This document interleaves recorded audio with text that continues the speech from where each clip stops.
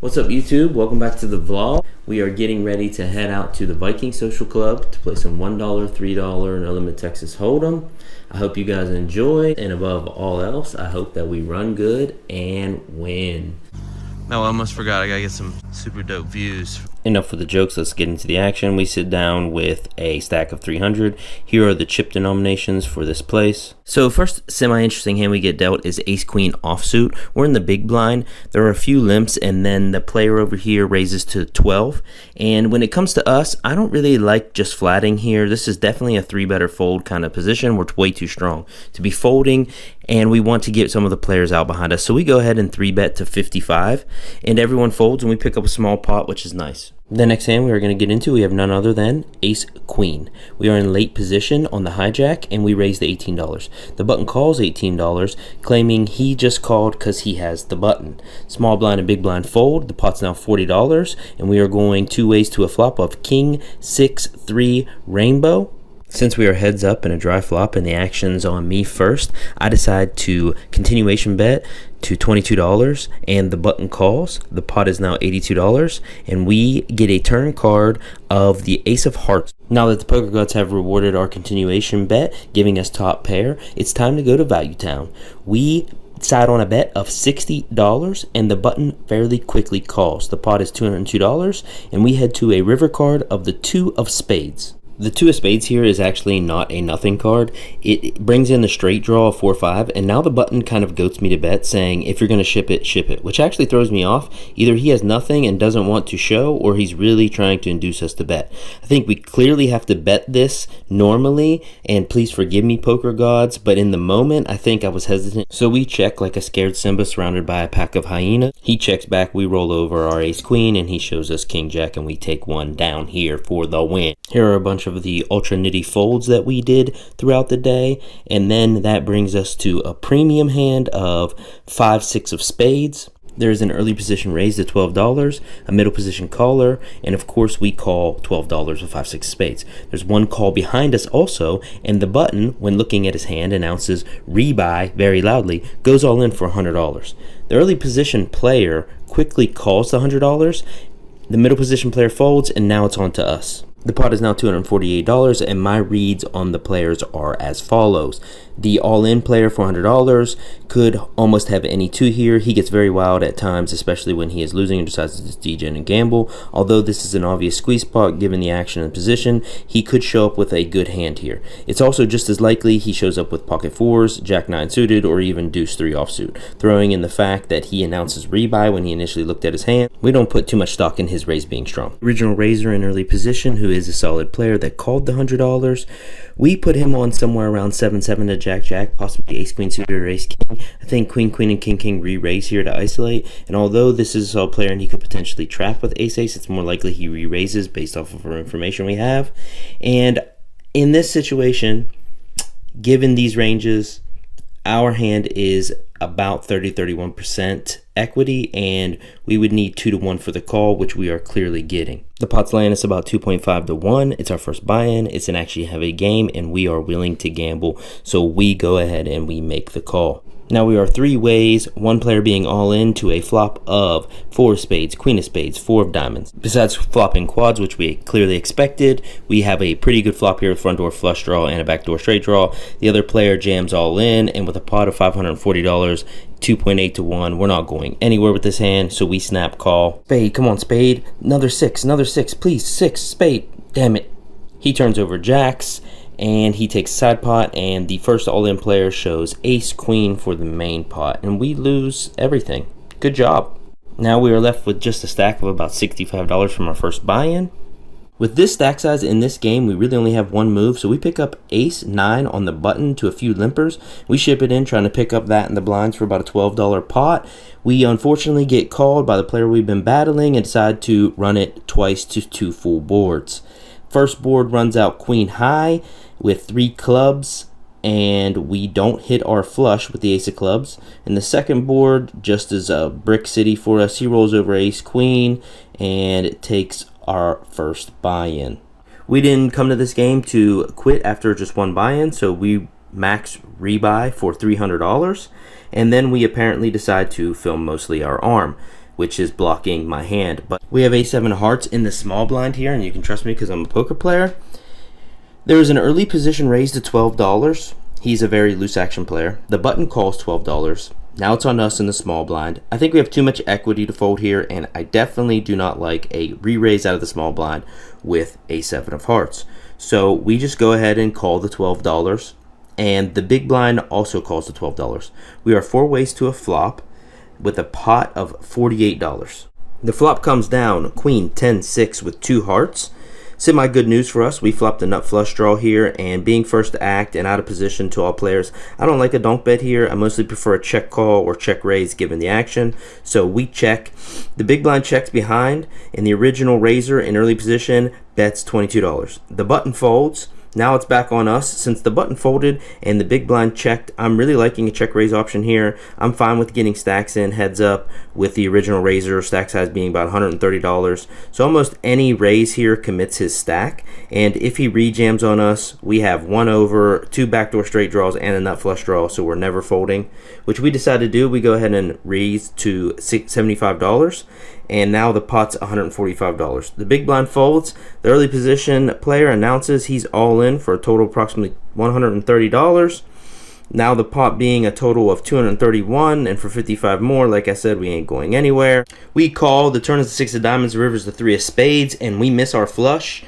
We roll over a7, and he says, you're good. Apparently, we were ahead the whole time, which is why we raised and why we called his jam, because we knew ace high was the best hand. He ended up having king jack for a missed straight draw. What a nice pot to take down with ace high here, and just after rebuying. As we stack our chips, looking like an absolute genius for winning a pot with ace high, we are on the button, and I go ahead and I just let the video play through because this is the absolute very next hand that we played after that ace7 hand, and I do believe in rushes. So as we're stacking our chips, we get dealt a premium on the button.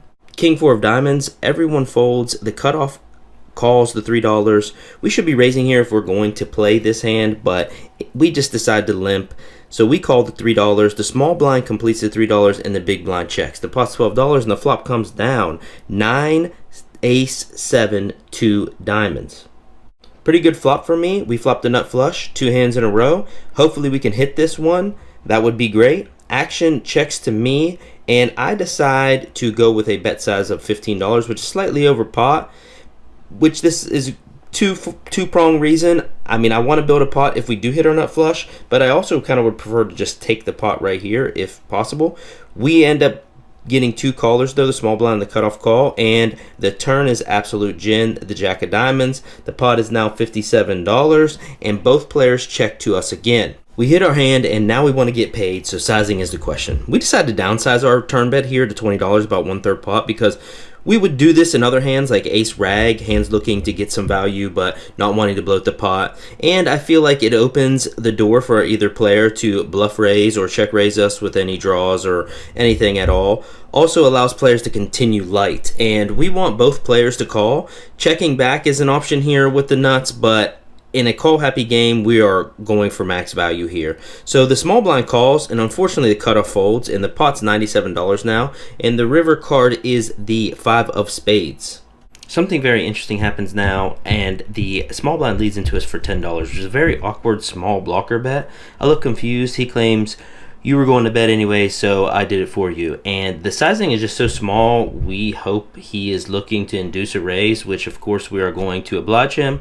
We raise to $75, but the small blind doesn't think very long before folding, and we take this one down. Our stack now is at about $555.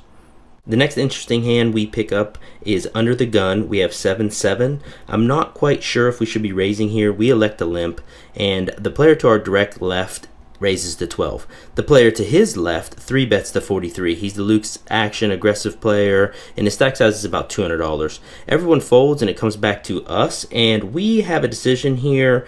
I think, of course, we are looking to hit a set here, but in hindsight, I don't really think stacks are deep enough for me to be set mining with this bet size. But I do think, although this is a loose action player and he has a wide range, his 3 bet to an under the gun +1 raise is pretty strong, so we mostly should be folding out of position in this situation. But we're just feeling it, and we didn't come here to fold pocket pairs, so I call $43. Now it's on to the big blind. and he thinks for a minute, and then he decides to call the 43. The pot is now $133, and the flop comes down just as we planned, king, 7, 10, and I instant check. The player to our left, he checks, and now the action is on the 3-better. He thinks for a second, and he decides on a bet of $56. Now the action's back to us, and I think we have a clear-cut decision here. Only one move, and that's to ship it all in. I do think in hindsight we can call here sometimes with the board not having a flush draw. It does have 2 straight draws, but we would like to sometimes bring along the original raiser and probably win a bigger pot. But we decide on an all-in here, and now it's back on the 3-better. He actually tanks for a very long time before deciding to put his last $100 in there and making the call. The pot's now $445, and we are off to a run out. We decide to run the turn and river twice for his benefit. I assume he's far behind, as he asks, is this for the vlog? And I say yes. We get a paired board on the first run out and the 4 of clubs and the jack of spades on the second run out. He mucks his hand, not showing, and we scoop a large pot. Our stack size is now $720, and we end up losing a few small pots where we whiff the board in multi-way action.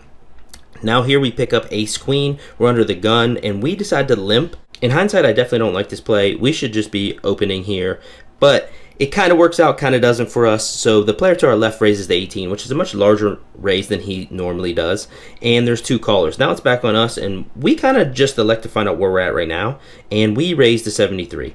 Almost instantly, the player to our left, the original raiser, jams all in for 300 plus, and the other 2 players fold, and now it's back on us. I think, knowing this player, clearly this is a fold. I don't see him doing this with anything other than queen, queen, king, king, and ace, ace. So we go ahead and make the easy laydown. Let's take a look at some of the more nitty folds we had this evening before moving on to the last hand of the night. So it's about 1 o'clock in the morning, and I didn't press the record button until after the flop head came down. So let me give you a little bit of the action here. Almost the entire table limps. We are on the button, and we look down at 9 of clubs, 7 of hearts. I've decided, since it's late and I'm getting ready to leave, it's most likely going to be my last hand. We'll just limp in position and see a flop. So I call, the small blind completes, and the big blind checks. The pot's $24, and the flop comes down 7 of diamonds, queen of clubs, 5 of clubs. So now on the flop, there are 3 checks in the undergun, plus 1 player bets $24. There are 3 folds. Now it's on us. With this flop, this player could have a flush draw or top pair. Since it was limp pot, it's possible he has, a set of 5s. He could have anything here. But also a combo draw is very possible. And since everyone else folded, we are in position. I peel just to see what he does on the turn. It's possible we can take the pot right there. In hindsight, we should clearly just be folding pre-flop, and on the flop, given the loose nature and action in the game, there's no need to call here with middle pair. But I have some gamble in me. It's the last hand of the night, so why not? So now we are headed to a turn, heads up, which comes the 9 of diamonds.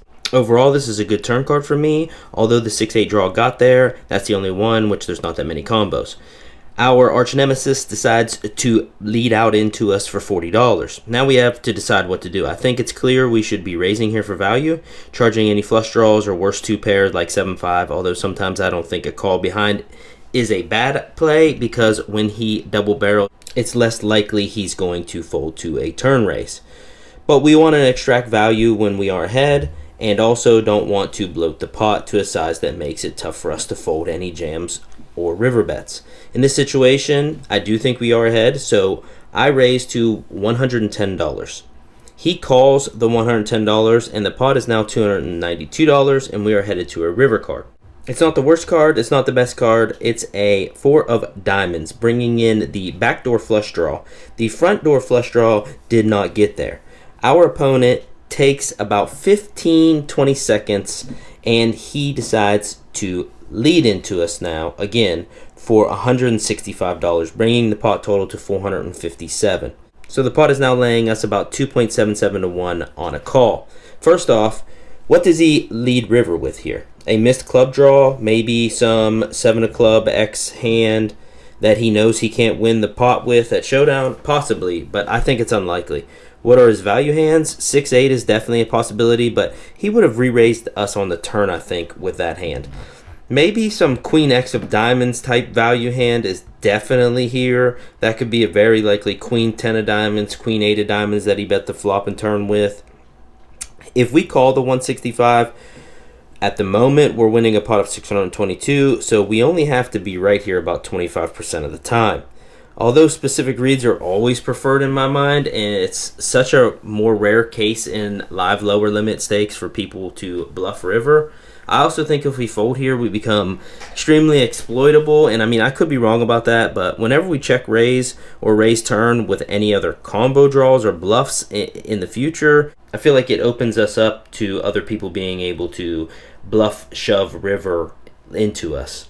With all that in mind, it's always easy, I feel like, to justify your decision either way in poker. And in hindsight, I kind of had a feeling that I should have been folding here. Just in general, giving the ranges and giving the idea of lower limit stakes and what anyone really would be betting here.